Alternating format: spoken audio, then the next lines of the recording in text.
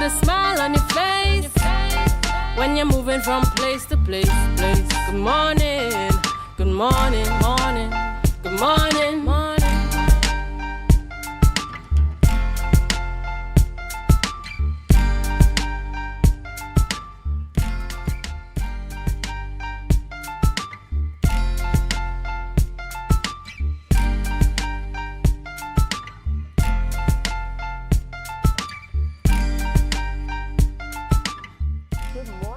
Welcome to the morning show here on Tobago Updates Television.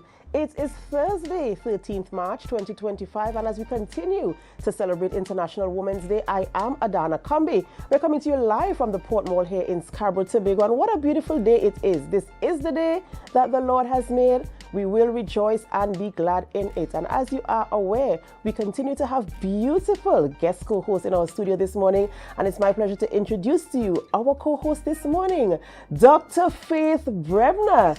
Good morning. Good morning, good morning. It's wonderful being on this side of the interview this morning. Thanks for having me. A pleasure having you here with us this morning. And you know, we continue to celebrate the woman, her struggles, her challenges, and the fact that she's resilient enough to overcome them and to shine wherever she is positioned.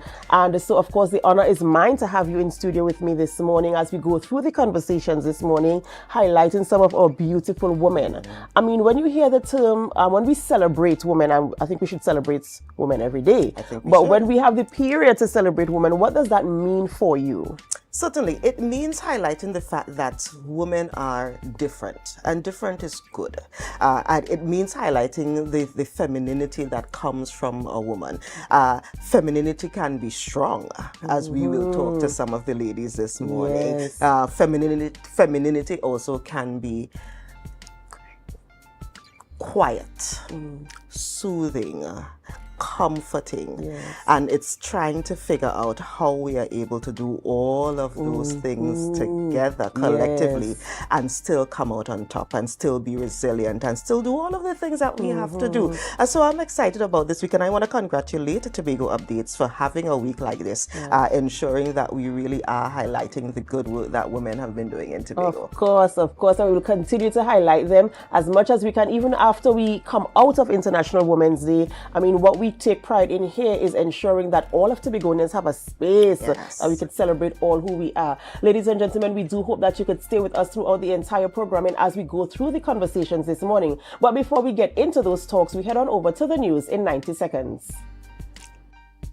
Thank you, Adana. Here is your news in 90 seconds for Thursday, March 13th, 2025. The United Kingdom government has announced that all Trinidad and Tobago nationals now require a visa to enter the United Kingdom, including for short visits, effective March 12th, 2025. The decision follows a sharp rise in Trinidad and Tobago nationals arriving as visitors and later claiming asylum. A 6-week transition period allows pre-booked travelers with the ETA to enter visa-free until April 23, 2025. Trinidad and Tobago officials expressed disappointment, calling the move disappropriate. The United Kingdom aims to process visas within 15 days with a 6-month visa costing £115. The requirement will be reviewed over time. Up next, the High Court has denied the Tobago House of Assembly's bid to overturn a default judgment requiring it to pay $18.3 million to Nazvic Contractors Limited for breach of contract. Justice R. Rahim ruled that the THA failed to present a viable defense and acted recklessly in handling the case. The THA claimed the lawsuit documents were misplaced due to office relocations but delayed action for months. The court found no justification for its failure to respond promptly.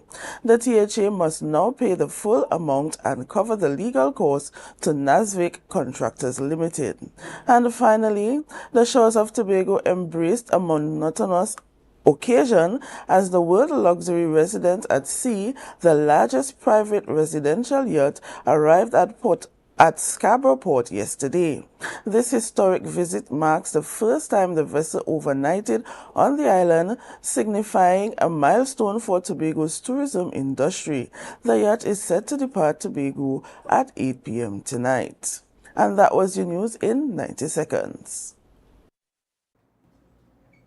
Thank you, Brianna, for our news there in 90 seconds. And of course, I know we're celebrating women, but I just want to talk about your last news story there. And of course, congratulations goes out to the Division of Tourism and what we're doing here on the island of Tobago. Yes. You know, when I saw the yacht, I was like, ooh. But now getting the details that it's the largest living yacht docking here on our shores, it really is a proud moment for us here in Tobago. Yes. And, you know, I do hope we continue to build on the momentum we have in terms of tourism and being able to present our tourism product to those who will land on our shores as they come through. Whatever time of the year, you never can tell when you could see another yacht. I remember some time ago a yacht docked here and there was a prince. I think it was a chic prince a couple of years ago, and I was trying to look pretty, but I didn't work out. It didn't work out, but you know, it's all good. It's all good. We're gonna get more yachts coming in, and my time will come. Yes, and probably soon, one of these days, you may be on one of the yachts. That's what we're talking about. And as you know, even as we continue to celebrate the woman, yes. I mean, why not live the best life possible? Exactly. You know, talking about celebrating the woman, Biana, we are heading into that debate this morning. Yes, we are. And I know you're excited because why are you so excited about that debate this morning? Because our very own Joshel Dan will be in that debate today. That's right, representing us here at Tobago Updates Television. And you know, yes. I must say congratulations always to Assembly Legislature for providing that platform yes. to include young people and to hear the voices, you know, whether it's young people, whether it's women, whether it's boys, girls, whomever, they create that platform yes. for inclusiveness. And you know, this morning we're talking about women's issues and the theme. Dr. Faith, you are able to tell us the theme this morning. I hope you remember now.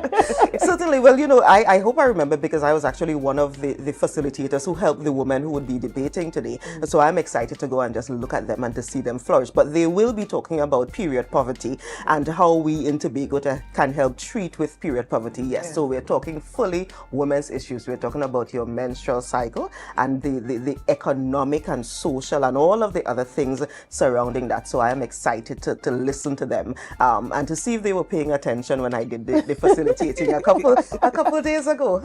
Right. And you know, I like the theme because sometimes there are some discussions that we consider as taboo. We don't want to talk about them, and we kind of shun away from them because it might be embarrassing or you don't want anybody to know. But to create a forum like that where we could, and it's something that every single girl or woman has to go through, yes, yes. you know, and so I too am looking forward to see how the discussion unfolds today as we continue to highlight our women's issues. Is there any specific woman, Dr. Faith, that you look up to in terms of her being strong, resilient, overcoming, and being that type of example, whether it's in community work, whether it's in politics, whether it's in your own personal life? So certainly, I think my mother is at the top of my list because I have seen her go through so much. I have seen her be a preschool teacher. I've seen her shape the minds of so many. I don't think there is anybody in country who my mother has not taught, who my mother has not been a part of shaping their lives. And I see that as a simple little thing, but it's so impactful. And yeah, so she's at the top of my list. Yes. And you know, for all of our co-hosts who came in this week, Mommy is always ranking, even myself and Biana, Mommy was ranking number one. Yeah. And so let's salute mothers this morning. Should we salute mothers? We want to say thank you so much to all of our mothers for being in our lives and making that measure of impact. Even if you don't have biological children, the woman, the mother, that maternal instinct, that nurturing instinct, it always comes to the surface. So we say thank you to all our mothers. All right, Biana, thank you so much for being on set with us this morning and having that conversation. And we do hope that you have an amazing day as we continue to celebrate the woman. Same to you. Ladies and gentlemen, it's that time of the morning where we celebrate with those who are celebrating. It's time for our birthday shout-outs. And this morning we say happy birthday this morning going out to the very vivacious, lovely, beautiful, larger than life.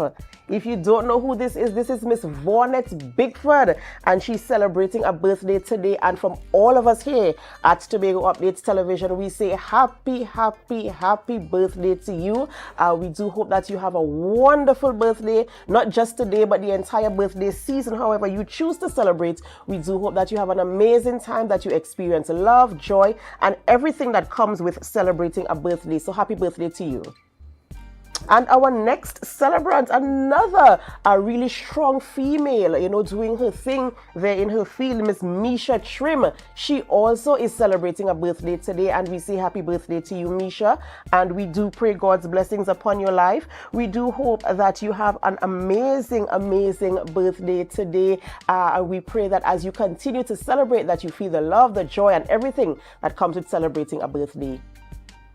And of course, if you are celebrating and we don't have your photo, we still join in the celebration with you. Whether it's a birthday, an anniversary, a promotion, a new home, a new car, whatever it is, we join in the celebration with you. And we remind you to put God first, because He is the sole reason why there's even anything for you to celebrate.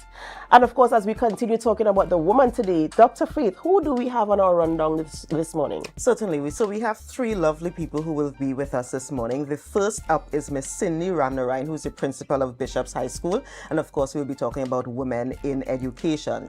Then we have Joseph Morrison, who's a Tobago business manager for Netco, and we'll be rounding out with Miss Lisa Hamilton, who is an acting divisional fire officer. So we're talking about women in the protective services. Yes, we got you covered this morning, so we do hope that you could stay with us as we go through these conversations this morning, whether you're viewing right here in Tobago, in Trinidad, the Caribbean region, the United States of America, Canada, England, all of Asia, Africa, Australia, wherever you are. This is your opportunity to help us. Share the live, share the live, share the live. We'll be right back. Cindy Ramnarine, ready to join us in studio this morning.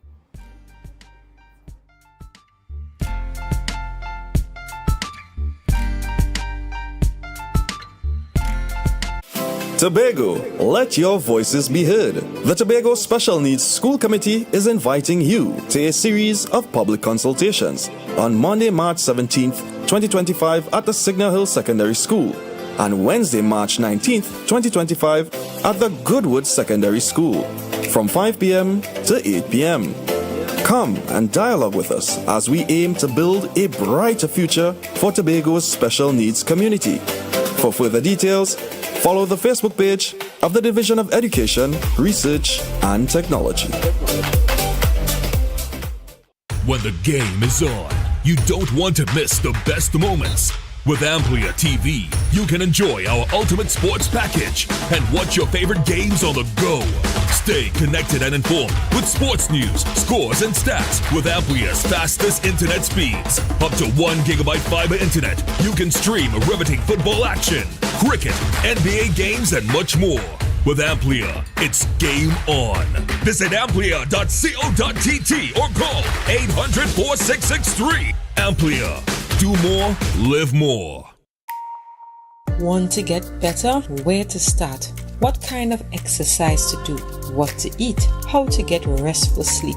Need a doctor to search for root cause? Look no further. Come to Majuba Hill Lifestyle Center Foundation at our Wellness Center in Goodwood, or Food Hub in Darrow Springs, Scarborough, or Doctor's Office in Goodwood and Darrow Spring. Contact 49SWIFT 4979438.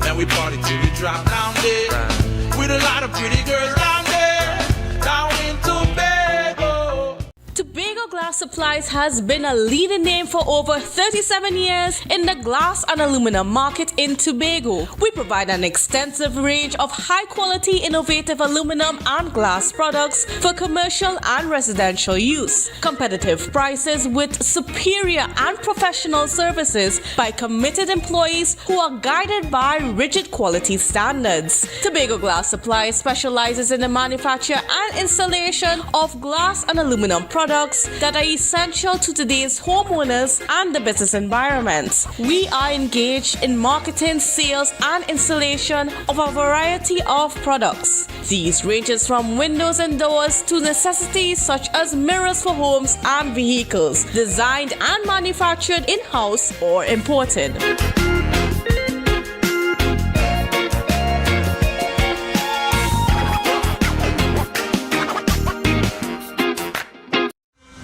The Tobago Rhythm and Soul Festival. Feel the beat. Embrace the calm. On Easter Weekend 2025, Tobago is the place to be. From April 17th to 20th, the rhythm, the soul of Tobago. On Thursday, April 17th, get ready for a worship experience at the Shore Park Complex with melodies from heaven. Melodies from heaven. Then on Saturday, 19th April, immerse yourself in the sun, sea, and sand at the Buku Seafood and Jazz Festival, featuring legends of R&B.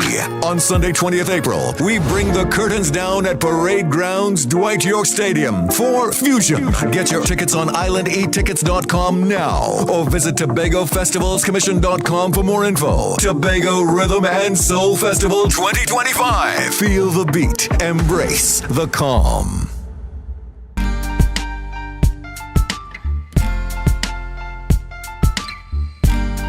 Put a smile on your face when you're moving from place to place. Good morning, good morning, morning, good morning, morning.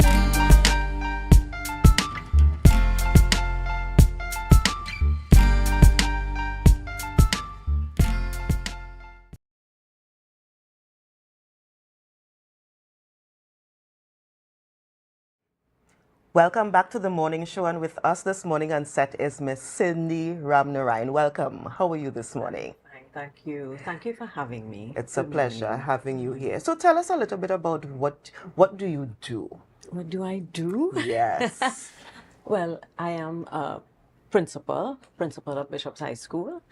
I've been principal for the last 10 years. I've been in education for over 31 years now.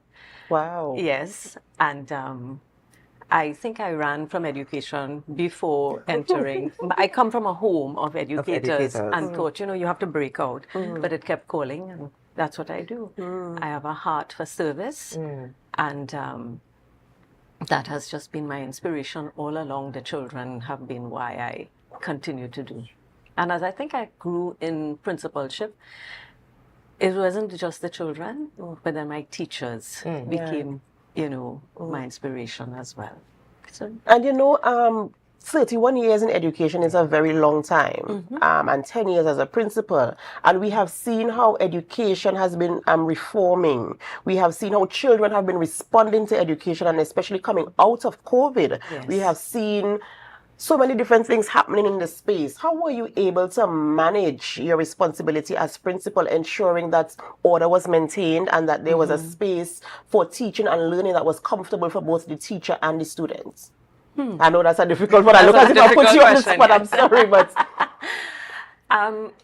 the way to eat an elephant is one bite at a time. Yes.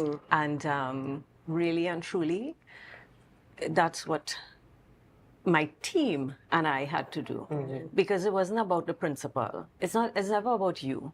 It's about those who you're serving. And I worked with my teachers. I worked with all the teams. And when I say the teams, I mean I have my heads of department, my deans, my year deans, the staff, the various groups, and so on. Other stakeholders or PTA, the board, the division, all who come in, the alumni, everybody. And it's a lot of listening that I have to do. And I think that's been the key to getting things done, listening to where the needs come from and what are the needs, and then serving, not feeling that it's about you at all. yes. Yeah. Wonderful, wonderful. So you said you've been in this for over 31 years. Yeah. What prompted you to start? How did you, why education? Education changes lives. And that has been my driving force. I believe in it. as I said, I ran from it initially because I felt, this is what my parents did, my mom, my aunt, everybody's doing it. They became principals as well. Okay. So, I knew that It's generations of teachers, of education. of educators. But I kept getting called into it, and I fell in love with it. And after falling in love, I never fell away from love with education. I'm not saying it was always a bed of roses at all, but even in the challenges, there were opportunities for me to grow. I think I grew more from all the challenges than all the positives. Yes, that's that right. came, and I was just about to ask, came. that's preempted my next question in terms of, especially being a principal, you realize that most times males dominate that area because they are more the disciplinarians and they're expected to be that. And now here you are as a principal, a female principal for 10 years and being able to manage your responsibilities and ensure, it's Bishop's High School. If we're talking about prestige and if we're talking about, discipline and having a focus, that's a very, very tall order. Yes. How were you able to show up as a woman in that space? I know sometimes we feel as if we have to prove a point to somebody, but you showed up being your authentic self and managing the responsibility of a principal of a secondary school in Tobago. How were you able to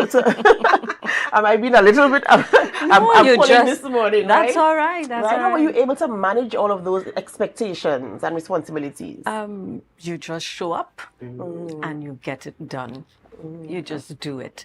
And as you take advice, you learn. There are so many who have gone before me, and I stand on shoulders, great, great big shoulders. So it's not that I have to do it all for myself. So there are various places that I can turn to get advice, to vent, to just know how to operate sometimes. Sometimes behind the scenes, you don't know what's going on, You have to strengthen up sometimes, and everybody feels that you've gone out there and you've just got the job done. But it takes a lot of courage to be a teacher, but you grow into it. And you build that courage over the years of serving and doing and working with everyone. And I really believe in team. I am not me because of me. I am me because of all the people who have influenced me and all the experiences I have had. So I have now perhaps grown a little comfortable in being a principal. But that is because, as I said, the amount of influence I've had upon me and enjoying what I do. I think that is a really key part of it, that I believe in education. I believe that I can make a difference and that I do. And I want to change lives. I want to give children opportunity. That is such a tall order. And being the principal of a school that has a name and a brand, I know that is something that can weigh on us sometimes as leaders. So tell me, in the moments when you are thinking, this is a little bit too hard, what keeps you motivated? What keeps you going all the time? Deep breaths. The practical parts of it, yes. Yes. Because I really believe in what I'm doing.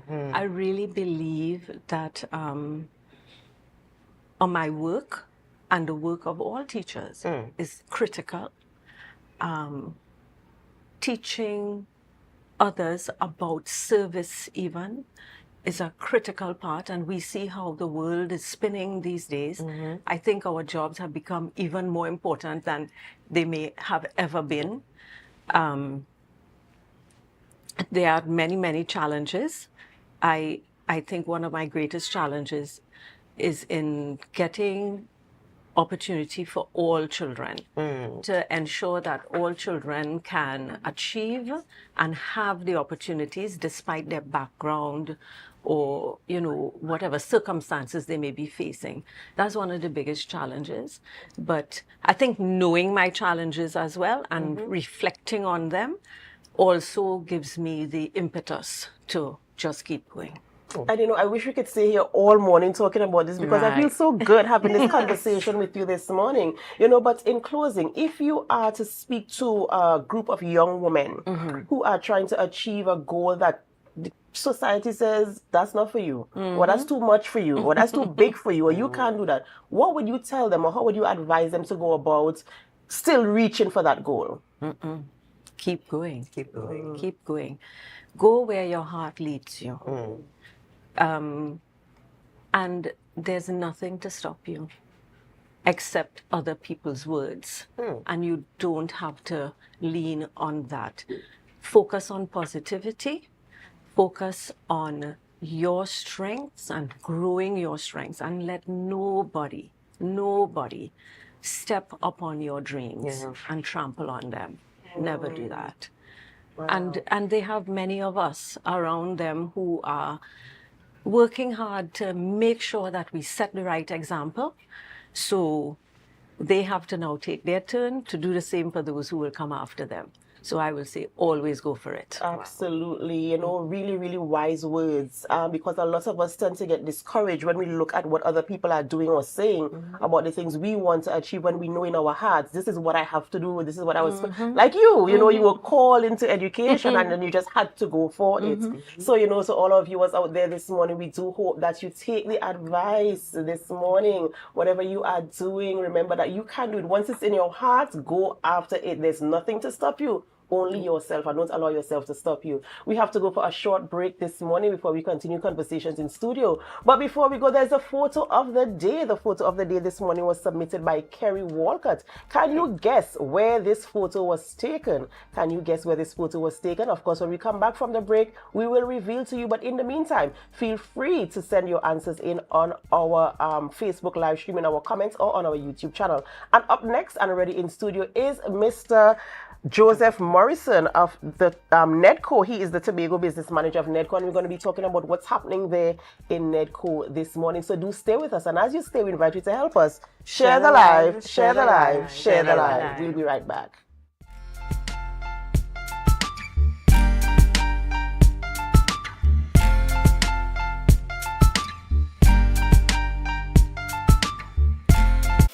Tobago, let your voices be heard. The Tobago Special Needs School Committee is inviting you to a series of public consultations on Monday, March 17th, 2025 at the Signal Hill Secondary School, and Wednesday, March 19th, 2025 at the Goodwood Secondary School from 5 p.m. to 8 p.m.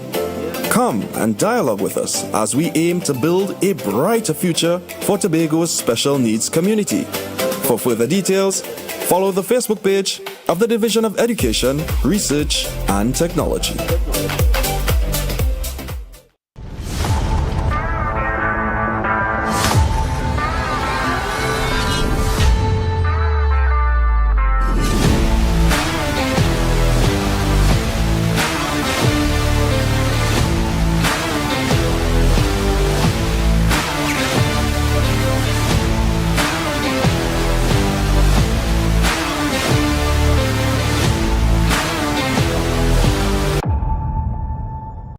Security Services Company is the most advanced security service in Tobago. Ask about our cash in transit service. It's safe, risk-free, reliable, and timely. We provide safe banking delivery for all business types and sizes with highly trained staff, 24/7 monitoring, coordinated emergency response, and a well-maintained fleet of armored vehicles. Contact us at 660-7723 or visit our website at www.mi4securitytt.com to sign up today.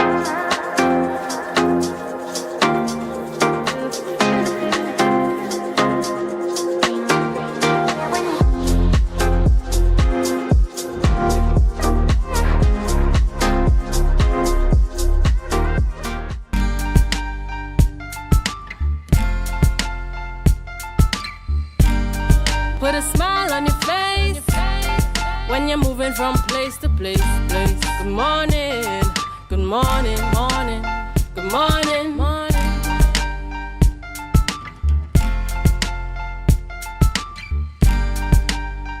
Welcome back to the morning show here on Tobago Updates Television, and thank you so much for staying with us. I know it's International Women's Day, we're celebrating women throughout the entire week, but we have to talk about finances, we got to talk about money also, right, and opportunities that are out there for us. So we switch gears a little bit this morning and we speak with Mr. Joseph Morrison. He is the Tobago Business Manager of NEDCO, and we're going to be talking about what's happening in NEDCO. Good morning and welcome. Good morning and welcome to the viewers as well.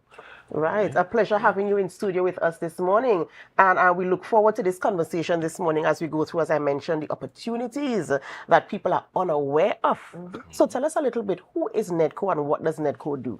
Right, so NEDCO is a government agency that is mandated under the Ministry of Youth Development and National Service to provide guidance and financing and grants and stuff for entrepreneurs throughout the whole of Trinidad and Tobago.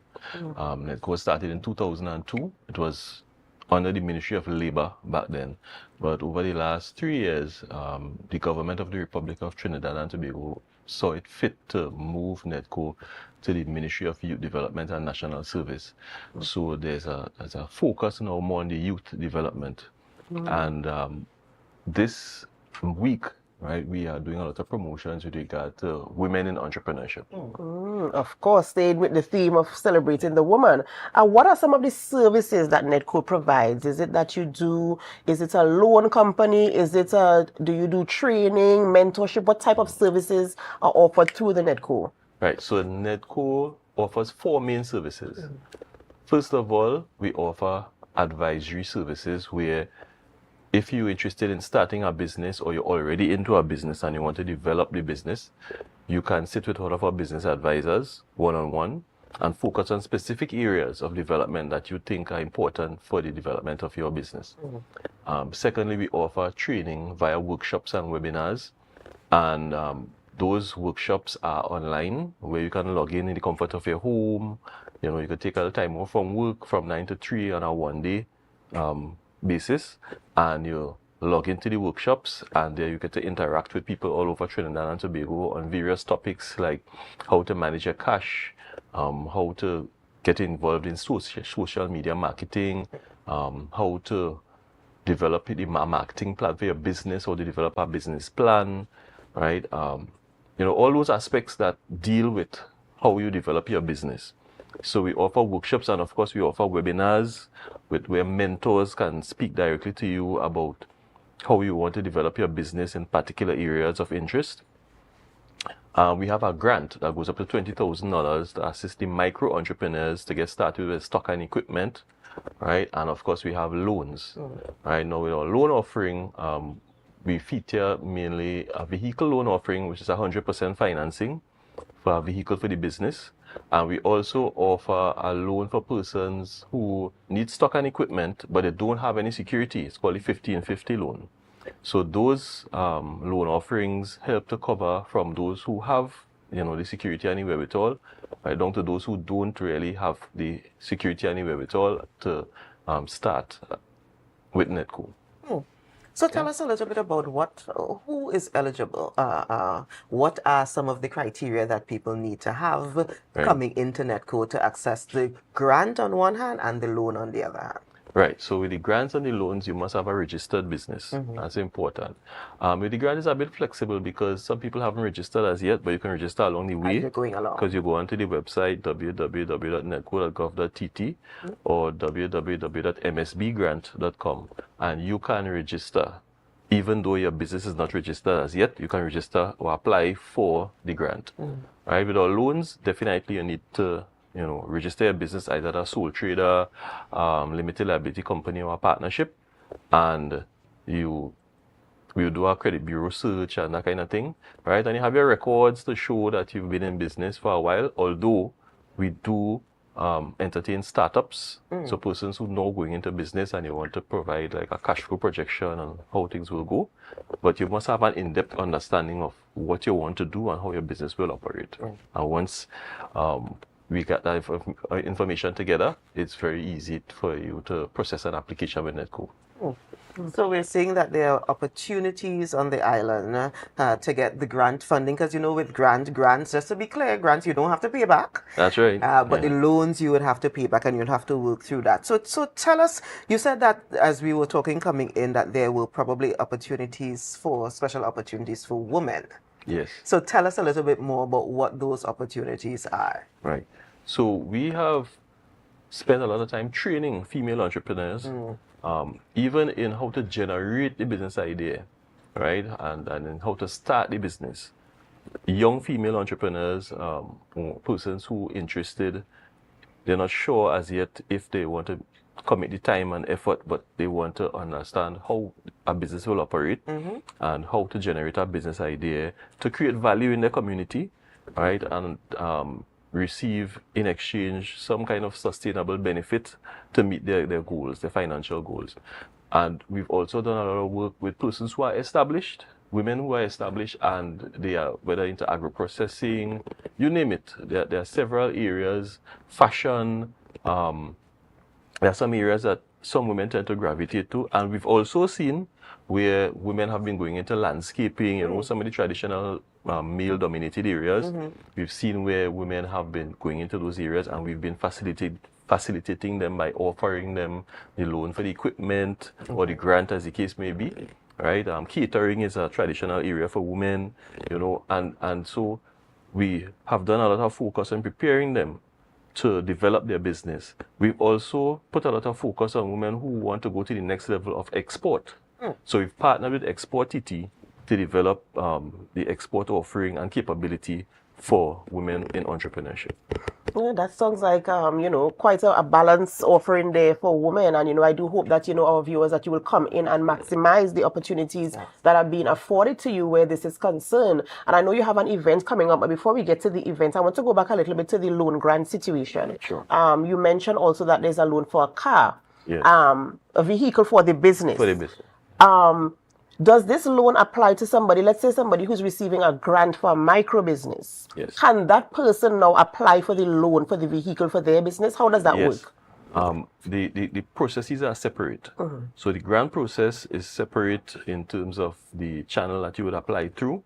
You go through www.msbgrant.com and you put in all the information, right, as to why you would like this particular loan. Grant for the business, up to $20,000. The loan application is a separate process where you come through the branch, right? Our branches are located all over Trinidad and Tobago. We have one in North, right? That's along the Queen's Park West, right? The first floor NIB building.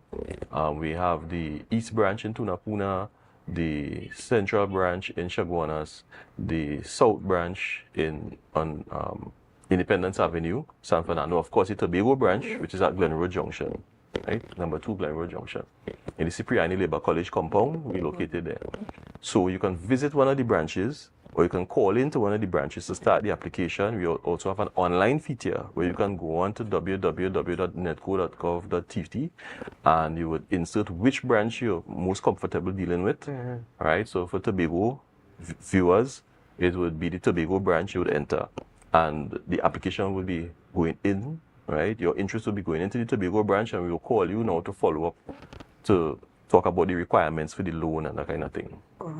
Earlier on, you were talking about in terms of the support that is given to females primarily. So I know that you do a lot of mentorship and you give advice. Where do we go next from here? So you start up this business. How do you maximize the business? How do you ensure that you have marketing and all these types of things? Yes. How do you streamline that kind of information to ensure that everybody who applies or who's a partner, I would say, with Netco would benefit maximally? Right. So from the standpoint of your individual goal, right, what you want to achieve, our business advisors will work with you to develop a business plan, right? So the business plan becomes the overarching tool that you're going to use to chart the course, right, going forward. And of course, it's malleable. It's what you will be able to change over time, right? You'll be able to make alterations to it based on the dynamics of the situation, the market that you want to operate in. And based on that, you will want to sit with our business advisor right? And they can even point you to a mentor who has been in the field before and is willing to guide you, coach you, how to interact with your suppliers, where to get the best prices, how to create offerings for your customers that are unique, that the customers really would want to gravitate to you to get, and how to get yourself out there, right? That people know what you have to offer and come to you, on a sustained basis. And that's what our mentorship program assists you with. Yeah. Well, I know you have, something coming up, right? Yes. And I want to talk a little bit about that, give the people the information and how they are able to benefit from what you are offering. Right. So on Friday, we want to be at the front of the Port Mall, this same building, and we will be out under the tent there, just meeting persons who are interested in becoming entrepreneurs and providing guidance to them, how to get involved with Nedco and develop their business in the areas that we just mentioned, the loans, the grants, the business advisory services, the workshops, webinars. We'll be looking out for the younger generation who are really interested in starting a business, or they want to generate the ideas, right? So they want to look at where they can create value in their community and be reasonably compensated for it in a sustainable way. Some of them are looking at, on the one hand, okay, I want to do my academic studies or my technical studies, but at the same time, I would like to go into business. So how do I balance that? Right? So we're going to be meeting and treating with persons in the public space to be able to give them the guidance and the tools necessary to go further with Nedco. Because at the end of the day, Nedco is about developing entrepreneurship in Trinidad and Tobago, and we really want to see that sector, the micro-enterprise sector, up to the small sector. We want to see people grow their business to the extent where they can contribute meaningfully to the economy of Trinidad and Tobago. Good. So as we round up, maybe you could tell Tobago, the listening, viewing public, some of the contact information. So let's just say they can't get to the office. So give them the contact information so we could call, we could go on the websites. Tell us a little bit more about that. Right. So we are at 821-5811. That's, you call there and someone will answer the phone to give you some directions on what you would like to do. We also on www.nedco.gov.tt. We on Facebook as well and Instagram, right? So you can just do the general search and pull us up. Even on Google, if you want to find the branch, you just type in Nedco Tobago and it will give you the Google directions to get to the branch, right? And of course, via email, you have the officers. We have a Nedco_Tobago email address that it will come to the branch and we would action the email accordingly. And at my email address is jmorrison@nedco.gov.tt. Okay, so we have several avenues by which someone could reach the branch. Well, Mr. Morrison, thank you so much for joining us this morning and for giving us all of that information. And I do hope that we can maximize the opportunities, tomorrow morning at the Port Mall. You could just come along, get the information and find out what is being offered there at Nedco. Yes. Thank you so much for coming in. I do hope success, and I do hope that people do come out and that you're able to give out grants upon grants upon grants. And of course, people apply for loans as well. Yes. So the economy of Tobago could get a little boost. We could continue moving in collaboration with the partners who are also on board where that is concerned. Ladies and gentlemen, were you able to guess the photo of the day? Were you able to guess the photo of the day? I'm looking on the Facebook live stream and I see Sugar Chelsea. I hope I'm pronouncing your surname correctly. Beverlette. She got it correct. That is, in fact, Plymouth. The Plymouth playground there. She got that correct. That photo was submitted by Kerry Walcott. Beautiful, beautiful Tobago. And before we go to the break, we have another photo for you to figure out. This one is the back in the day in Tobago. Back in the day in Tobago. When we come back, of course, you must know where this is, right? We're going to figure this out as well when we come back from the break.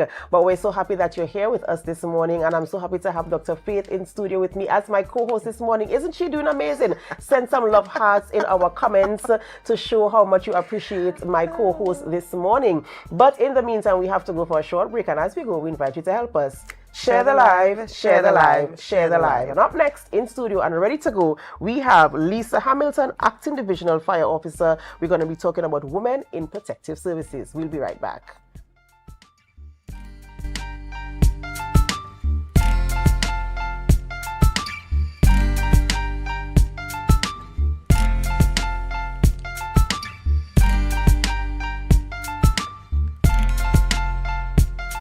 Tobago, let your voices be heard. The Tobago Special Needs School Committee is inviting you to a series of public consultations on Monday, March 17th, 2025 at the Signal Hill Secondary School and Wednesday, March 19th, 2025 at the Goodwood Secondary School from 5 p.m. to 8 p.m. Come and dialogue with us as we aim to build a brighter future for Tobago's special needs community. For further details, follow the Facebook page of the Division of Education, Research and Technology. When the game is on, you don't want to miss the best moments. With AMPLIA TV, you can enjoy our ultimate sports package and watch your favorite games on the go. Stay connected and informed with sports news, scores, and stats with AMPLIA's fastest internet speeds. Up to 1 gigabyte fiber internet, you can stream riveting football action, cricket, NBA games, and much more. With AMPLIA, it's game on. Visit amplia.co.tt or call 800-4663. AMPLIA. Do more, live more. Want to get better? Where to start? What kind of exercise to do? What to eat? How to get restful sleep? Need a doctor to search for root cause? Look no further. Come to Majuba Hill Lifestyle Center Foundation at our Wellness Center in Goodwood, or Food Hub in Darrow Springs, Scarborough, or Doctor's Office in Goodwood and Darrow Spring. Contact 49SWIFT 4979438.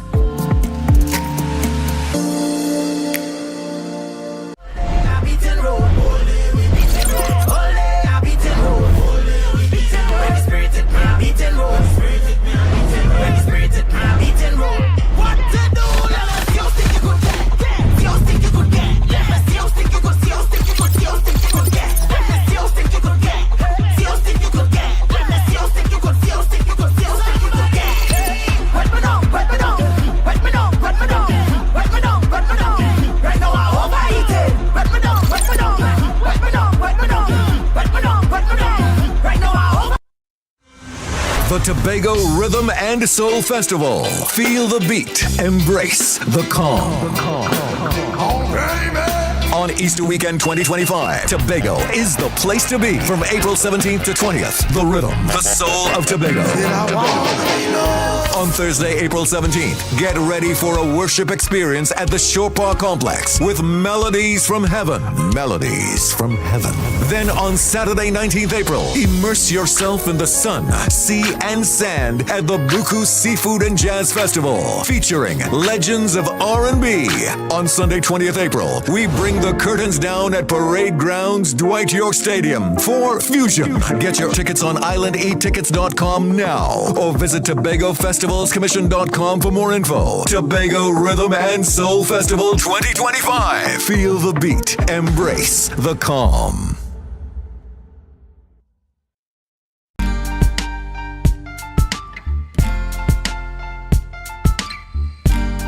Put a smile on your face when you're moving from place to place. Good morning, good morning, morning, good morning, morning.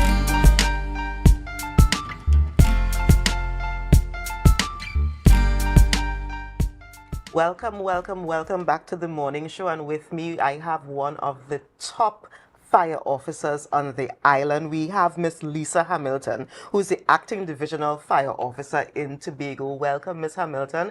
And thank you. Good morning. Good morning. So we were talking in the break, and we were talking about the fact that fire officers are traditionally men. How is it that you got to this point? I got to this point from seeing the ad, and also my father was a fire officer. So way back when. So how long have you been in the service? And this year, December 1st, will mark 33 years. Wow. Yeah. Congratulations to Thank you. you. Thank you. 33 years as a fire officer. So, let me be honest. When I think of fire officers, I think of people who are climbing up into burning buildings. I think of people who are running in where everyone else is trying to run out. That shows a level of courage. So tell us, How is it being a female in this male-dominated kind of environment? It takes a lot. It seems like every day you have to renew yourself in that working environment, right? And I could remember it's a great risk. Years ago when I was a firefighter on watch, we had a bushfire up at Sully Park near the powder magazine, and that was really scary. And that was one of the time I had to wear a breathing apparatus set, a self-contained breathing apparatus set for that fire, and it was risky. I was kind of scared at the time, but we got through, and it was at night, and we got through the night safely, and everything went on well. Yeah.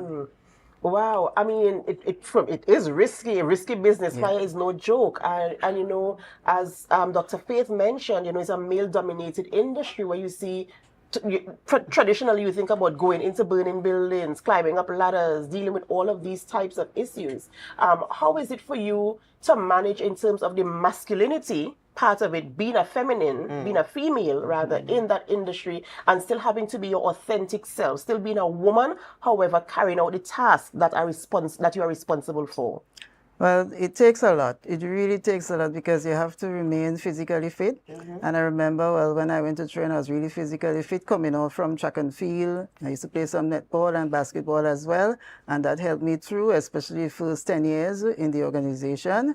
You have to be physically, mentally, emotionally, psychologically fit because dealing with men, and especially the first time when women went into work, which I am part of, back in 1992, training, and we finished in 1993, July 1993, men had to also dress back with their behavior because you know how men behave, especially when they are in their own space, how they behave and the things that may come out from their mouths and so forth. So when we went there, they had to dress back. They told them they had to take down posters of women in their lockers and all these things, and it was really difficult for them to treat with that.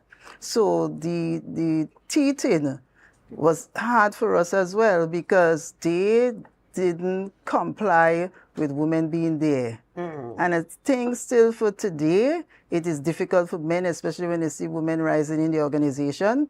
It's a bitter pill to swallow, so to speak. And they are like, okay, I'm going to work today. How am I going to deal with women today? You know, like they are like that every day, moving out from their homes, coming to the job. But what I have to say is that they have to come to terms with it. It's not going to change. The government of Trinidad and Tobago will still employ women into the Trinidad and Tobago Fire Service, no matter what.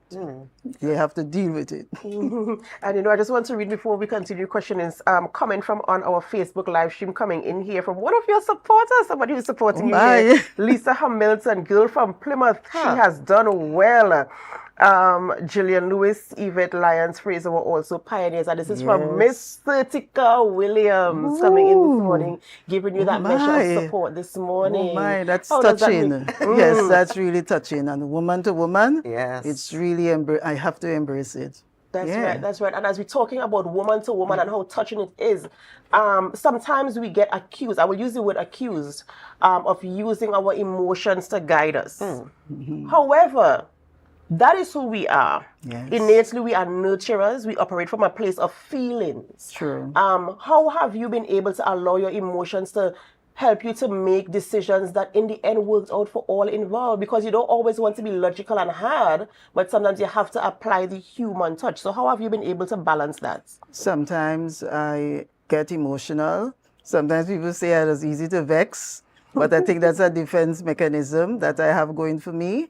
And some say that I listen. I listen to firefighters and their problems, especially since I've been elevated.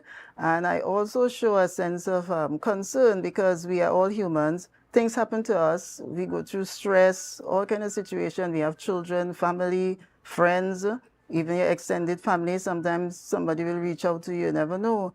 But I try as an officer in the work, even from firefighter days, to be a certain way where I know I'm in an environment with not me alone.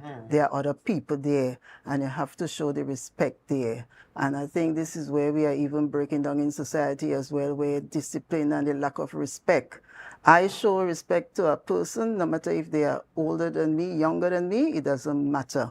We are all humans, and we must show that human nature side of us, right? And for a woman, it is internal. And as I say, that's in her DNA. Can't get away from that. That's right, Yeah. that's right. So tell me, what keeps you motivated? How are you able to go through 30-something years of this and still going strong and still being the face that in other young, because I'm sure there are young girls now looking at you and thinking, wait, wow, I could be a fire officer. I didn't know that this was an option, and there's a woman doing it, rising to a very high level in the organization. What keeps you motivated? I must say that Almighty God keeps me motivated. That's one. My mother, Ingrid Sandy, and she's not in the country right now. She's in England enjoying herself. She keeps me motivated. She's a strong woman. And I also copied from my two grandmothers, although they are all gone, Dinah Sandy and Olga Richardson. But I say my mother and also my other half, and also my brothers. I have 3 brothers. And I think you know one of them greatly. He's the distinguished gentleman who dressed up with his sash and everything. Yes. For Easter and all that. Right. That's my brother, Derek Hamilton. Kerwin Hamilton, my other brother, and Courtney Hamilton, he lives in America. So strong family support. Yes, strong family support. And I'm hearing you calling the name Sandy, and I'm realizing that we've probably related. Yes, we are. So good. I'm so glad to hear that kind of support coming from all around and having those people, both men and women, being there to support you as you go along. And it is very important, that village, you know, we say take a village to raise a child, and so your community, your village coming together to give you that measure of support really is important. And I do hope that our viewers will pay attention to the people who are around you, who are helping to build you and to help to support your dreams and your goals, and to ensure that you remain grounded in whatever you are doing. You know, any closing remarks for our viewers this morning in terms of I have a poem that I put together yesterday. Wow. My strongest suit is not singing, but I like to write. And writing also keeps me motivated. So can I go ahead? Yes, please. All right. Woman was born the backbone of civilization. Woman at the helm since the plantation. Woman kept the family together during wars and famine. But woman still know her place at the wake of every dawn. Woman always strives. She knows how to be content and survive. Woman has since shattered the glass ceiling. She is in every field and undertakings, and as she continues to bring forth new creations, don't leave her out from any decision that needs direction. She remains more beautiful each international year and becomes even more successful, embracing equity for all. So that's my Wow. Absolutely amazing, raising. And you know, the team behind everybody in the studio is clapping in the background. We hear the production team clapping there. You know, really, really good stuff. We need to get that published. We need to get that published. You know, as a woman, I really do appreciate the fact that you put pen to paper for this, that you prepared this and brought it in here to share with all of our viewers this morning. Thank you so much. Thank you very much. Thank you so much. Dr. Faith, I'm so glad that you asked the question and you asked the open-ended question, because that allowed you to read your poem, and we really do appreciate it. Thank you so much. You've really been an inspiration to. Let me speak for myself. You've been an inspiration to me. Thank you. Thank you very much. Wow. Yes, the pleasure. Good. And that's what this is all about, celebrating who we are as women. And I'm so happy we were able to have the giggles. Yes. Because that's who we are as a woman. Sometimes we're called to be hard and tough, but we have the feminine side as well, which we can embrace each other, laugh, you know, cry, be emotional. That's who we are. And that poem, it did something for me. It really, really did. It caused me to feel like kind of how, you know? You know? So I'm so happy for that. I really, really am so happy for that. So flowers to you this morning. Thank you. Flowers to you this morning. And of course, to all our female viewers, far and wide, we do appreciate you. We'll continue to celebrate you for the entire week and all our days, because without a woman, where would I be? You know, where would I be? Before we wrap up, of course, you know, we have to come to the end of the morning show. But before we go, did you guess the photo back in the day? Did you guess the photo back in the day? Dr. Faye, do you want to tell our people? What is this, Roxborough, that Lamy Road back there going into close to Roxborough Sack? Yeah, man. Yes, of course. And no better person than Dr. Faye to tell us where this is. And I do hope that you as our viewers were able to guess it. And even if you didn't, now you know. know. Now you know, ladies and gentlemen, I must say thank you. Thank you so much for staying with us. Thank you to Dr. Faith, my guest co-host this morning, for being in studio with me and helping me go through these conversations. I'm sure you heard some really, really good questions coming from her this morning, and I wonder if I want to keep her in studio here with me for the rest of the day. But in the meantime, of course, we have to end the morning show here on Tobago Updates Television, but it's not where we end our programming. We head on over to GMT, and we do hope that you could stay with us. And as you stay, we invite you to help us. Share the live, share the live, share the live.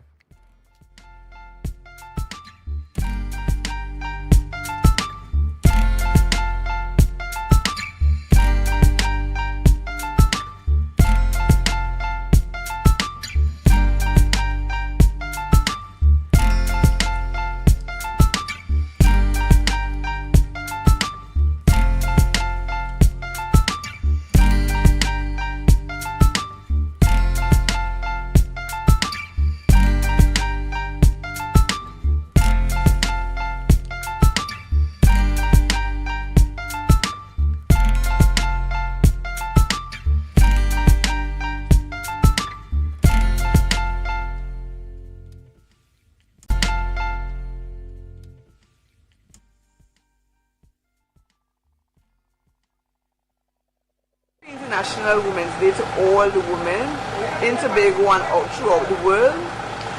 The theme this year is Accelerate Action, and that just simply says supporting the women and young girls in whatever that they are doing. We not only, besides supporting, we need to get together, embrace each other, and go out there and do what is supposed to be done to assist all women and young girls. This year's theme for International Women's Day is embracing equity, and as you can see, we are embracing equity at this point in time where all the ladies from the various services are together here at the Tobago I Love Tobago site. Good morning to all of Trinidad and Tobago. I am Lisa Hamilton, Acting Divisional Fire Officer Lisa Hamilton, and I am a female in the Trinidad and Tobago Fire Service. We trained on the 1st of December 1992, and I am still here representing the first female in the organization. Female for the Women's International, it means a lot to me because women have been part of the backbone of this country, whether we acknowledge it or not. But we exemplify power, also control, where we are part of the system in this country where we simplify things. People don't see it that way, but we bring simplicity to complexity. And we are here breaking the glass ceiling, going forward for the future in Trinidad and Tobago. Thank you. 3615 Firefighter Roberts, attached to the ambulance section, fire service. Number 4365 Firefighter Divines, attached to Blue Watch Scarborough, Tobago Division. We are celebrating Women's Day. We just want to say that woman is power. We are here to show our dominance and woman all the way. Thank you. Hi, so today we had an awesome day. It was eventful. We met a lot of women who continue to break glass ceilings, who continue to carry the stance and thoughts of women, who continue to move away from detractors and naysayers. So we would have learned a lot. We would have met, as I said, beautiful women, and we encourage them to continue to strive always for excellence.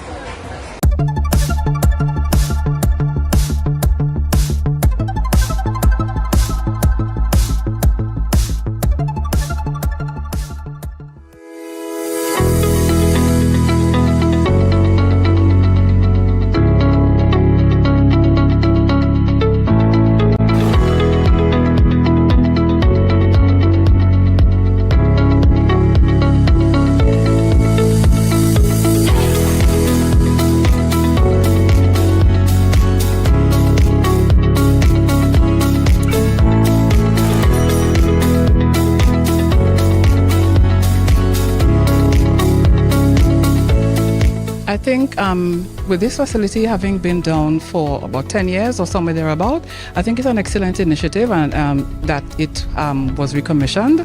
I was talking to one of the other educators here, and he said that it was a very good program for the students, especially at the CSEC level. So I think it's an excellent initiative, and I'm very proud of the present administration for working so feverishly and assiduously to get it back up and running. Yes, I am very excited about the reopen of the Kendall Aquatic Facility. I hope to come and learn to swim properly. I am very excited about the reopening, and I hope to come and take swimming lessons. The problem we had was that the leak, the facility had a leak and caused the major shutdown. So now that it is back, all the programs you see happening in the west will be in the east, and even more, because while it was down, we were planning how we're going to do a lot of things. So what you see down in the west will be up in the east.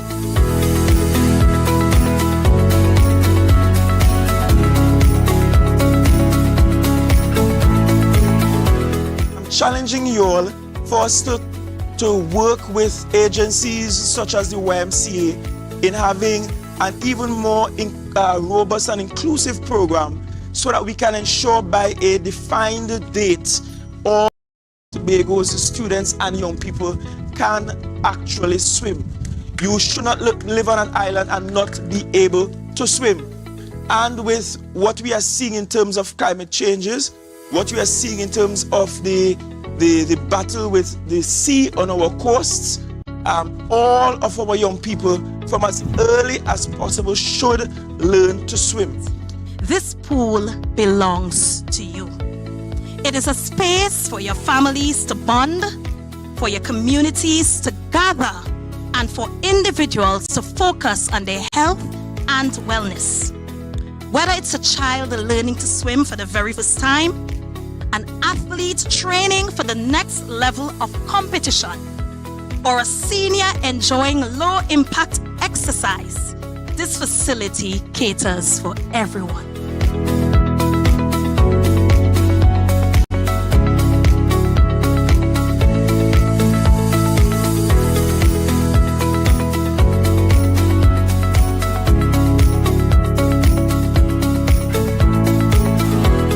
Was a production of the Department of Information, Office of the Chief Secretary, Tobago House of Assembly.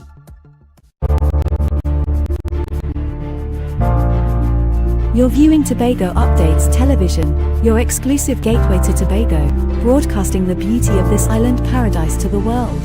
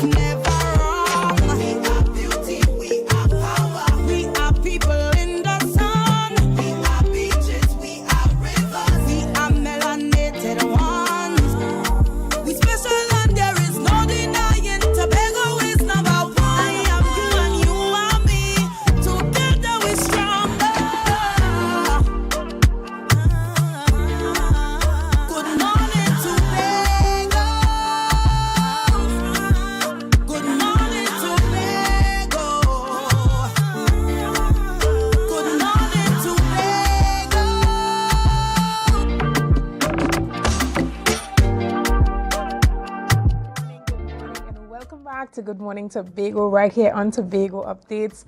I am your host, Chanel Felix.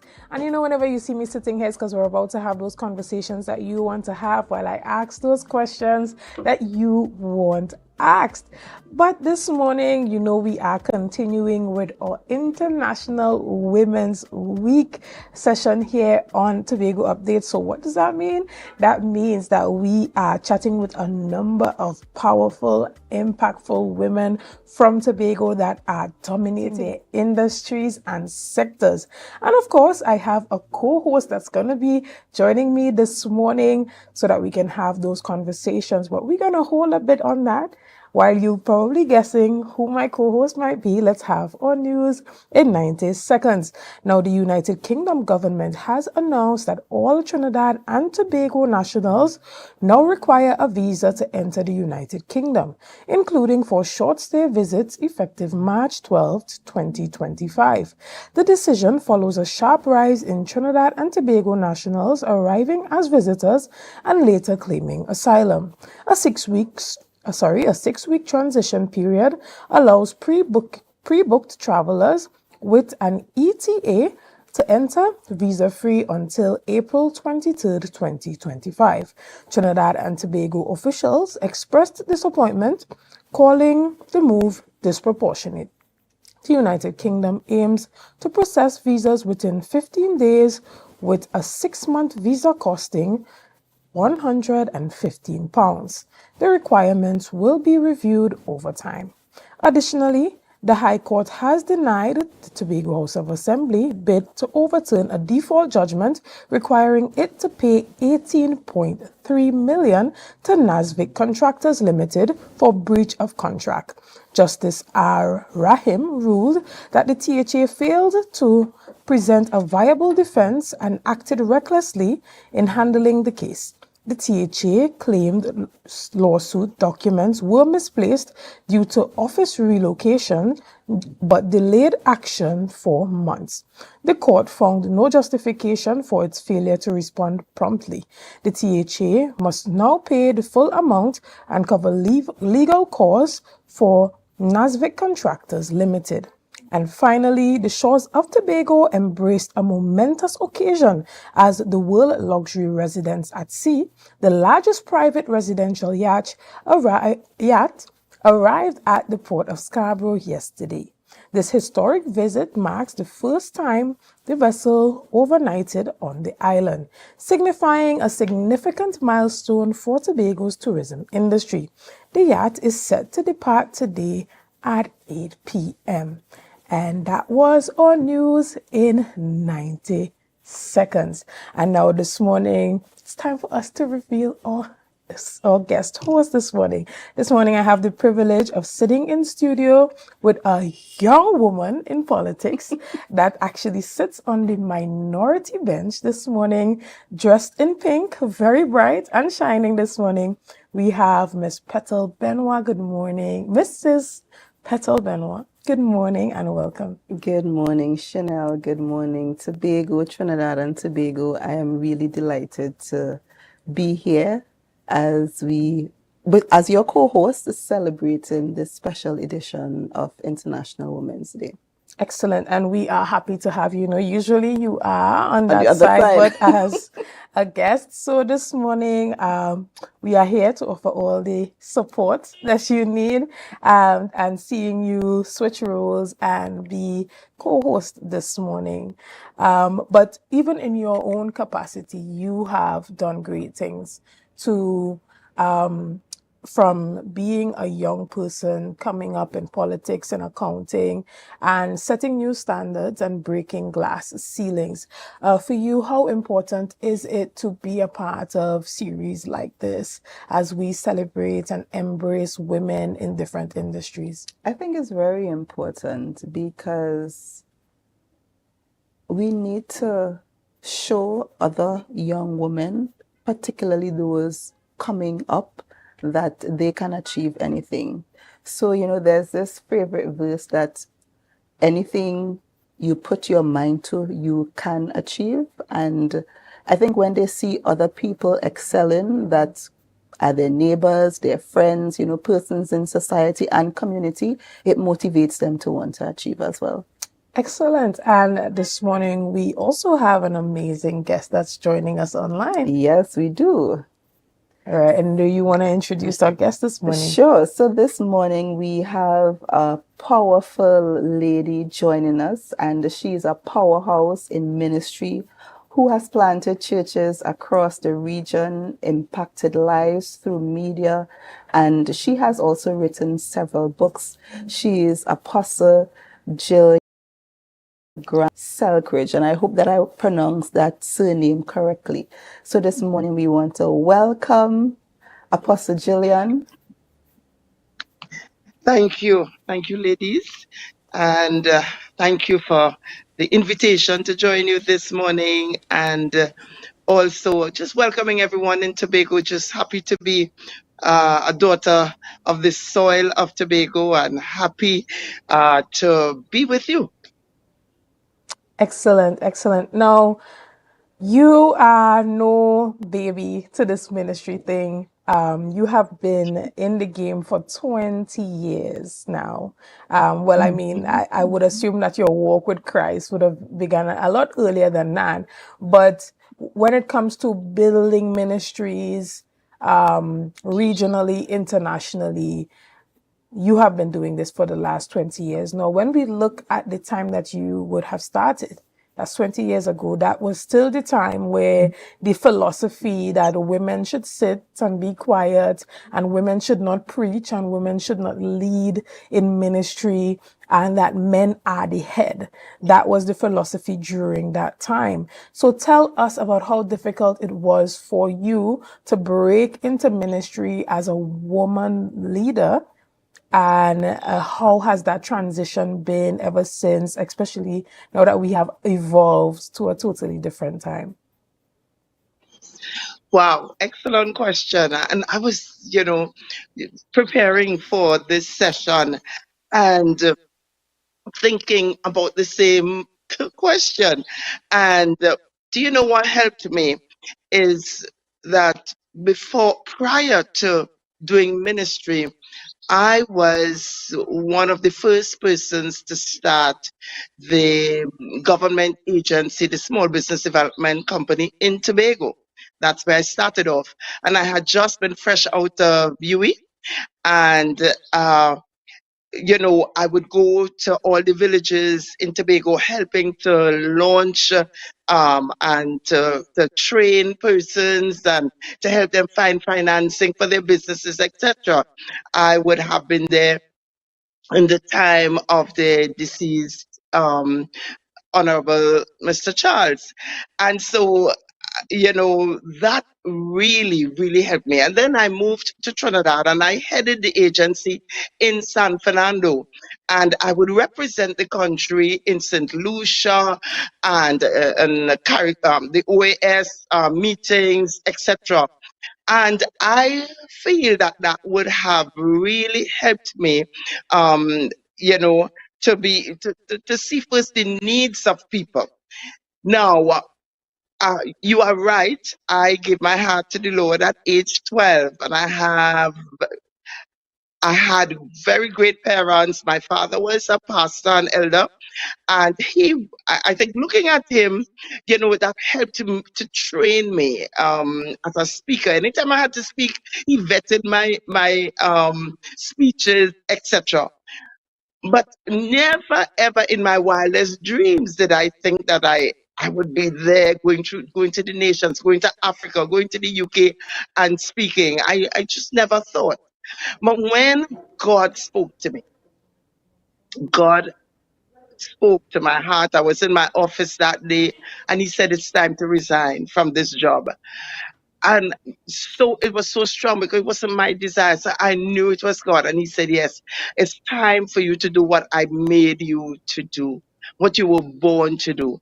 At that time, I also ran, alongside my husband, a very successful business at the Gulf City Mall. And so it wasn't that like I was looking for money. I was like, I was concerned about what was I born to do and am I doing what I was born to do? And when that call came to my heart, nothing could stop me. I couldn't be satisfied with what I had. I had to respond to the call. So yes, it was the time Yes, I myself grappled with it. Am I supposed to be preaching? Am I supposed to? But I would hear the voice saying, I have called you to do much more than this, to bring my word to the nations. And guess what? 20 years later, I wouldn't choose anything else. I am so satisfied to see lives touched, to see people changed. And while my friends, people who went to school with me are retiring, I am retiring. I am so excited about what I do. This is so awesome, Apostle. And you spoke to the fact that you were being called. And sometimes many women feel called to lead but hesitate due to societal expectations or whatever may be happening in their life at the particular time. What advice would you give to women who feel that calling but are unsure about stepping forward? Like Mary, you're probably doing something that's rare because there are a lot of women in ministry who operate at the lay levels, all right? But it's a little more uncommon to find women who are at the helm of ministry or starting um, a movement, starting. Sometimes you think it's just a small thing you're starting, but you don't even realize that God is starting a global movement in you and through you. And like Mary, find an Elizabeth. That's the first thing I'd say. Find an Elizabeth. And what is that? Find another woman who has done it before. And sometimes we think that people don't want to help, to mentor us, and that's not true.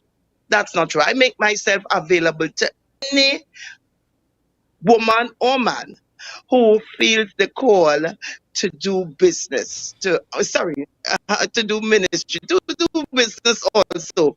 I believe in souls and sales. All right.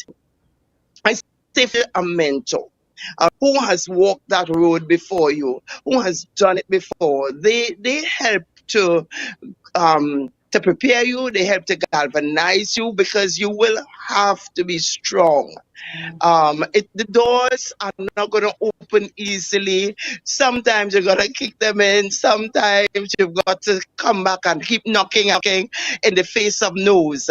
And so find that person. Secondly, develop a strong relationship with God. It cannot just be that you're a good speaker, yes, you could move the crowds. No, this is not. I think the era for doing motivational speaking and being able to help people, I mean, that will only take you to a certain level. But people have real problems, ladies, and especially if you're a politician, you understand that people, women and men, have real problems, problems dealing with the generations in their homes, children, real problems in their marriages, in their relationships. People have sometimes life-shattering experiences. And they are coming to us because they need sometimes an intervention that could only be spiritual. I face situations with persons that they aren't even psychologists who know exactly what to tell you to do. I counsel psychologists from time to time, all right?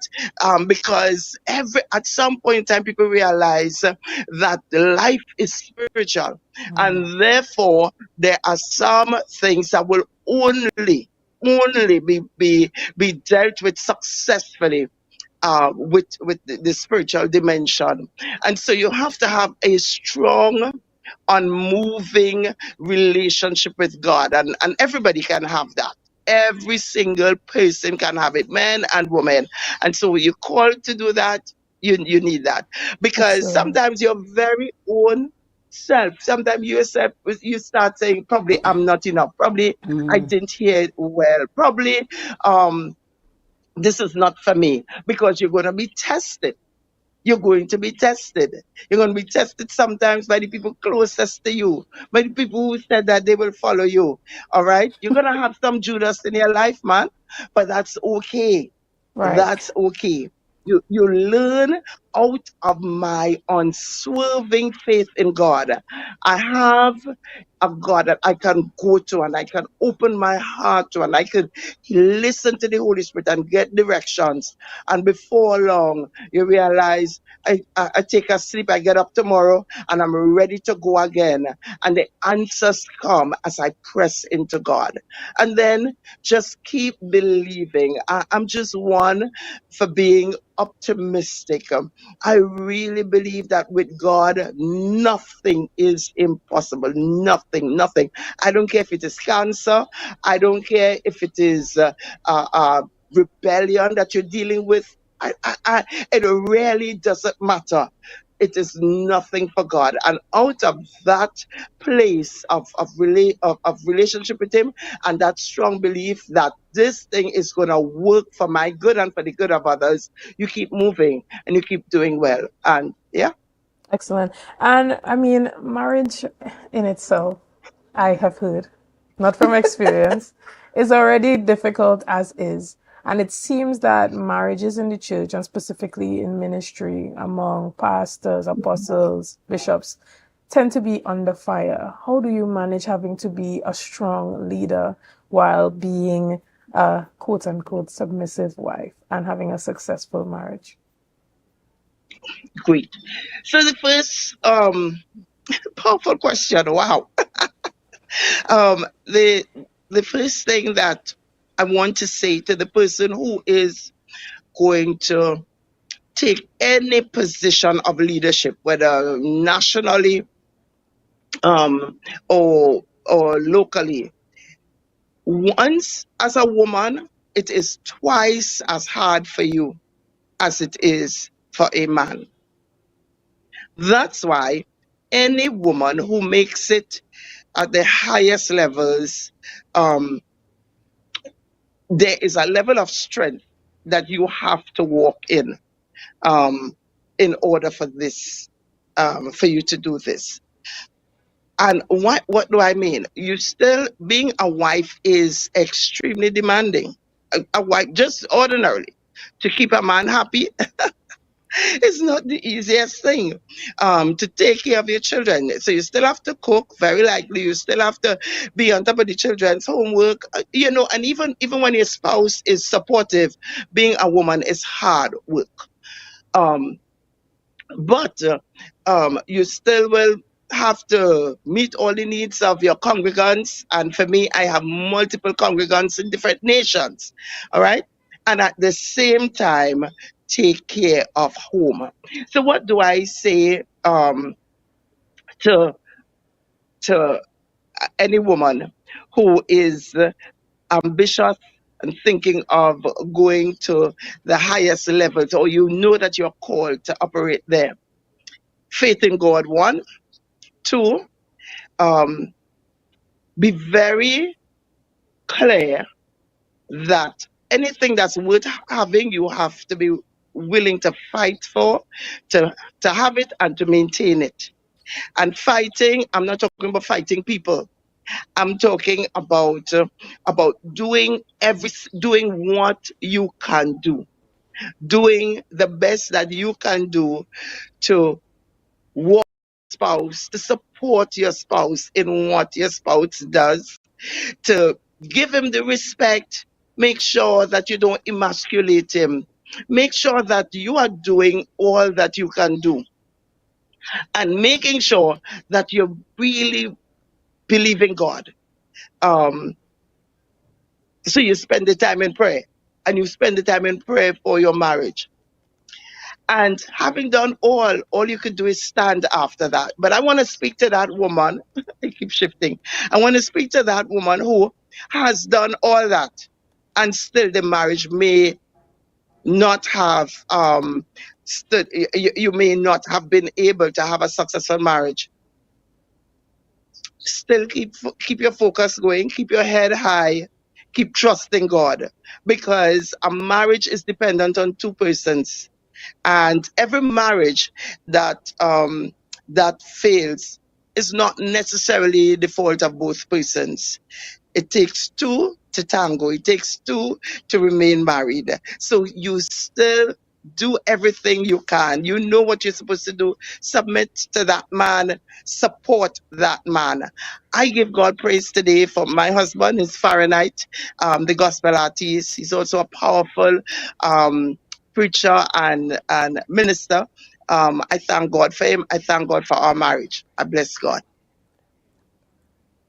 Excellent. Well, we want to thank you so much this morning. So, Apostle, we thank you for sharing with us. Your journey is truly inspiring. And, you know, your wisdom is something that we can all learn from. So we thank you for sharing your journey with us. And may you continue to touch lives and inspire many. Excellent. Thank you, ladies. And I just want to release the blessing of God on you, on your families, and all the women who are listening to us this morning.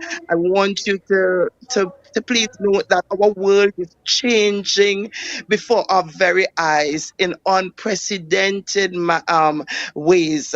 The demands that are being made now on our world or on us as people, we need the help of God, but we will make it because God has seen every civilization. And I just want to encourage us. I want to help to empower you and to say, yes, you can make it. God will give you everything you need for your generation. God bless you. God bless you. God bless you. And thank you. Excellent. Well, guys, we're going to take a quick break right here, and we're going to be back with much more conversation right after this. So see you soon.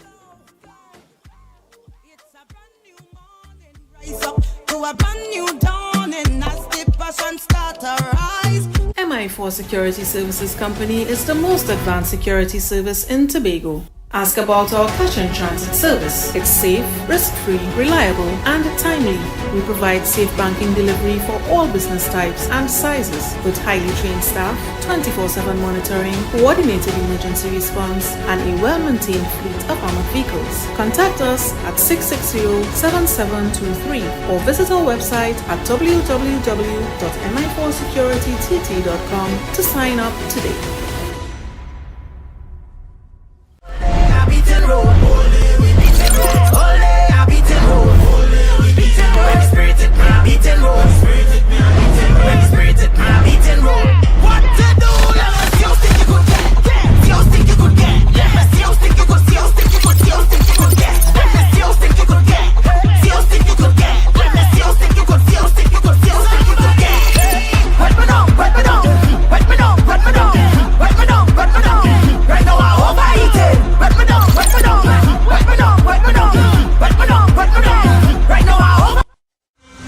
The Tobago Rhythm and Soul Festival. Feel the beat. Embrace the calm.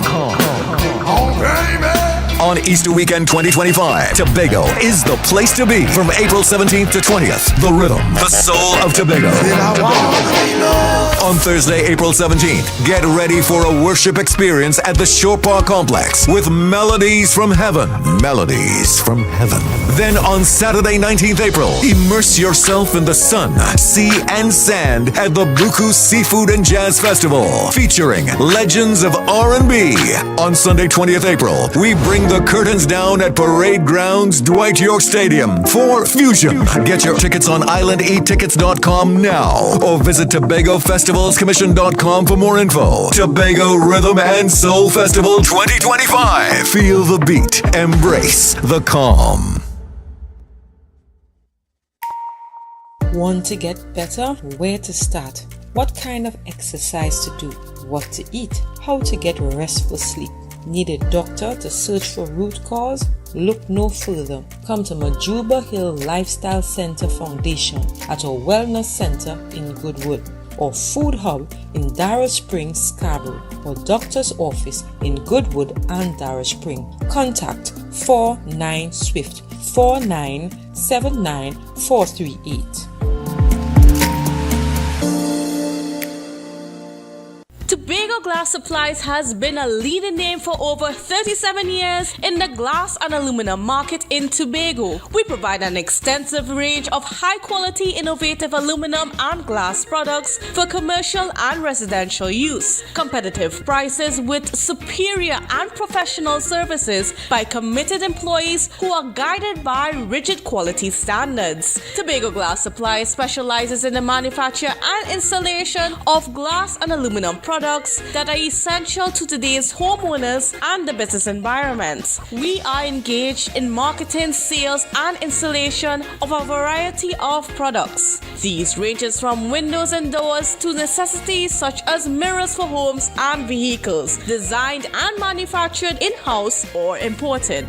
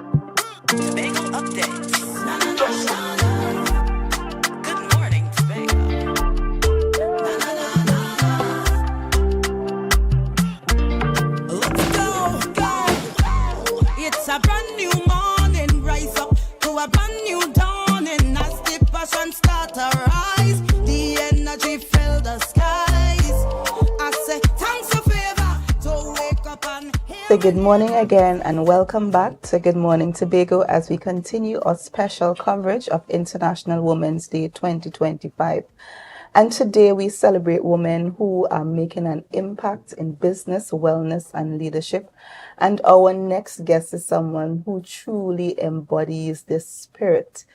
She is a true example of resilience, reinvention, and entrepreneurship.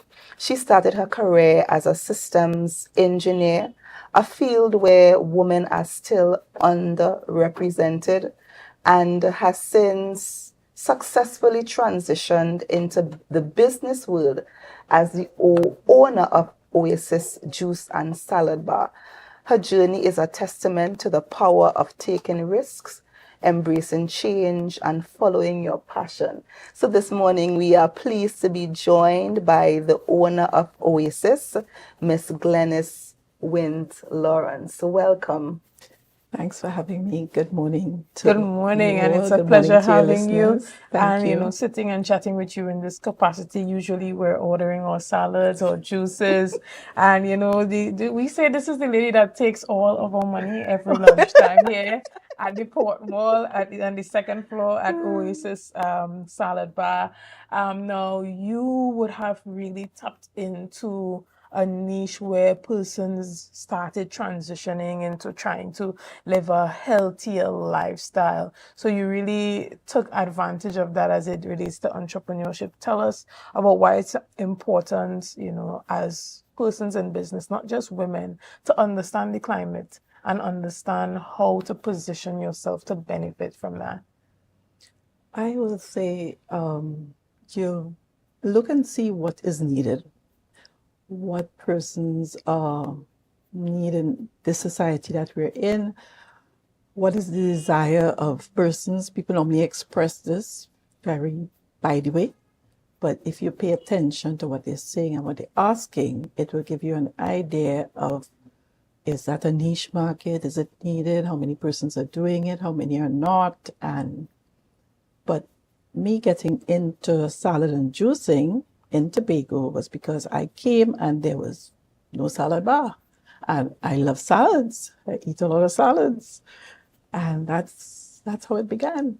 Excellent. But outside of Oasis, you began as a systems engineer. And for persons, like myself, millennials, we thought that the software engineers and software analysts were quite a recent thing. But you were doing this for a long time. Tell us about your journey, your career. Tell us a little bit about that. My journey started and career with doing accounting. And my husband was a professional. My job took a lot of time. And I thought it fit to stop working as a professional and be a stay-at-home mom. And while being a stay-at-home mom, I started studying to become a systems engineer so I could then become an entrepreneur and work for myself. And that's how I got into that field. It was a little challenging because most of the persons at that time were young persons. I was the oldest in the class, and I was serious about completing and committed to having that time for myself, to be able to work for myself and also have that time to be very present in his life.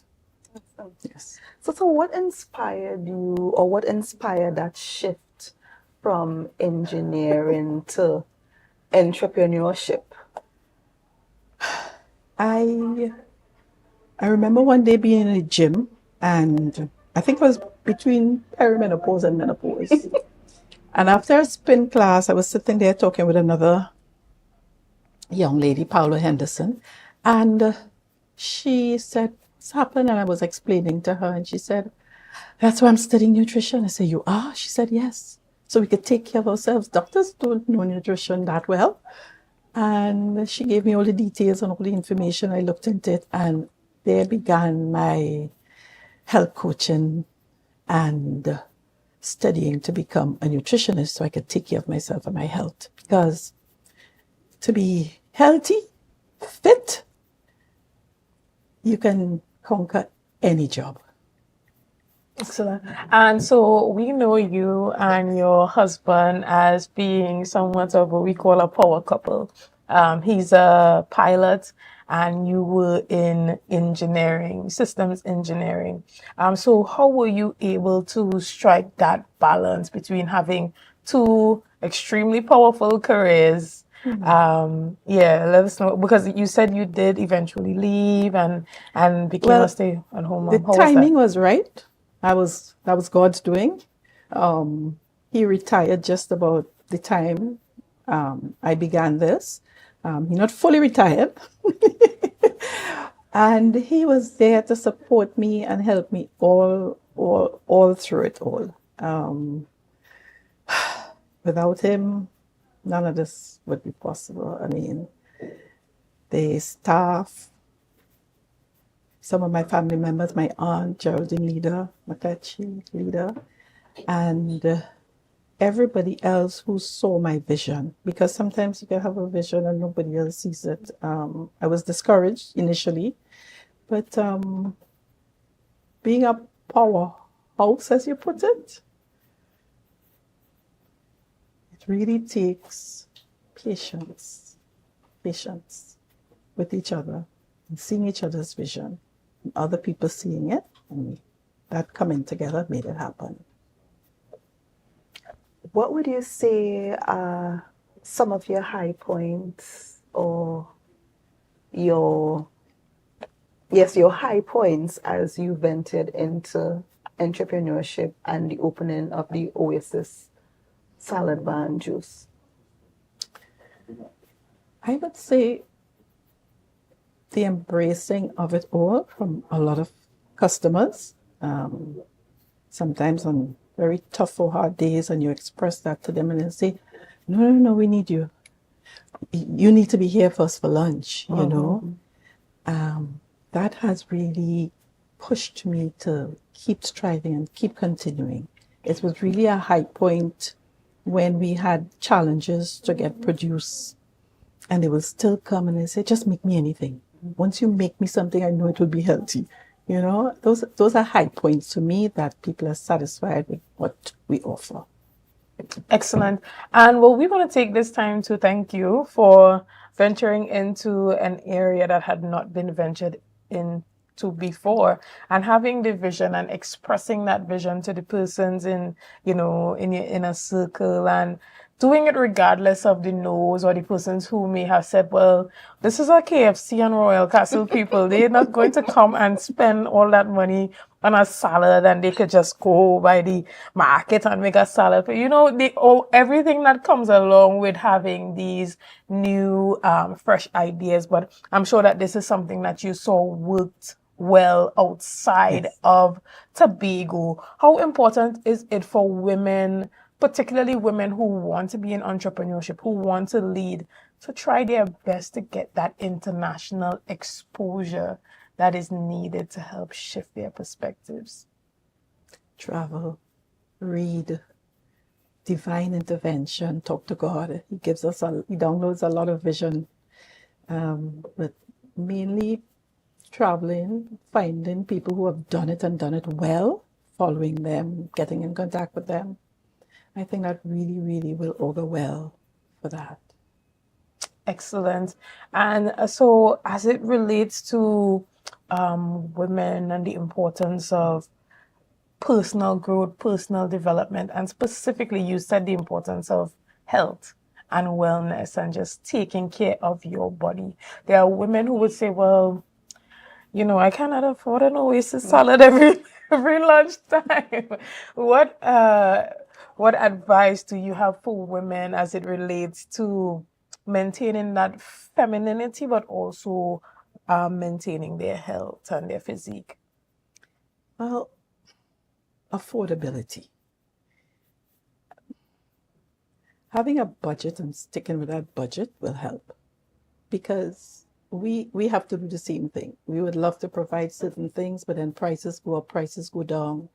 And you just have to find that synergy and balance in that spending. You have to take care of your health. It costs, it really does. But if I have $100 and I would like to spend that on my health, I will go for some greens. I might try a supplement, healthy juice. If I can't afford it, I'll have water, may step up to coconut water. But you have to budget and try your best to eat healthy. It really helps you mentally, physically in your daily routines. And what would you say are some of the biggest health mistakes, particularly women, make, and how do we improve? Not listening to our bodies. we must listen to our bodies, and we have to pay special attention to every stage that we get to. I think that will be one of our biggest mistakes, not listening to what's happening within us, getting checkups, doing our checkups, getting our pap smears, making sure we do our breast examinations, and exercise. Right. Pray, make time for God. That spirituality, keep you grounded. But health-wise, yeah. Excellent. And even for the young women watching this morning, is there anything that if you had it to do over again, you would have done it differently? And so you would advise the next generation to do it like this? Ooh. What did I say? I did my research. I missed a few things in between, yes. The workforce, staffing, that was a big issue. But if you're a sole trader, then you rely on yourself and your resilience, hard work, persistence. And if you are looking to go out and develop an entire business and staff it, training, customer service training for staff especially, and they must have that natural ability to provide service. We're here to serve. We're not just here for a 9-to-5 and a paycheck. So I would advise them to make sure they do their due diligence and have a professional do interviews and get the right persons to see a vision, to have it with you, and to go through that experience. Excellent. I think that was an excellent response and something that we can all take into any sector of business that we want to get into. And yeah, so I want to say a special thank you to you for providing my lunch. Yeah. You're welcome. You're very welcome. Yeah, and doing it with such grace as well. And we want to thank you here at Tobago Updates for being a part of this morning's discussions. I thank you. Yeah. I thank you very much for having me. Thank you, Glennis. You were awesome this morning, and sharing your journey and your experience, because I remember when Oasis opened and it was at the Esplanade. Exactly. And you saw the flyer coming around, and everybody wondered, you're gonna eat salad every day. And I think when I tasted the salad for the first time, it caused you to have return customers. It was really, really tasty. And you also wanted to experience other items on the menu. Thank you. What you have brought to Tobago, and this was a novel venture. Thank you for promoting health and wellness on the island.